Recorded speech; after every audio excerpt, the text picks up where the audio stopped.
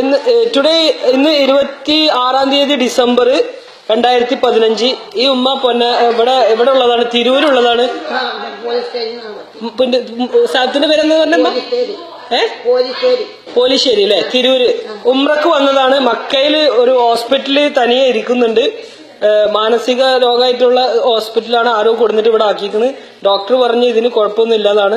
അപ്പൊ ബന്ധപ്പെട്ടവരുണ്ടെങ്കിൽ എത്രയും പെട്ടെന്ന് ബന്ധപ്പെടാം, അല്ലെങ്കിൽ ഇവര് എംബസിയുമായിട്ട് ഏൽപ്പിക്കുന്നതാണ്.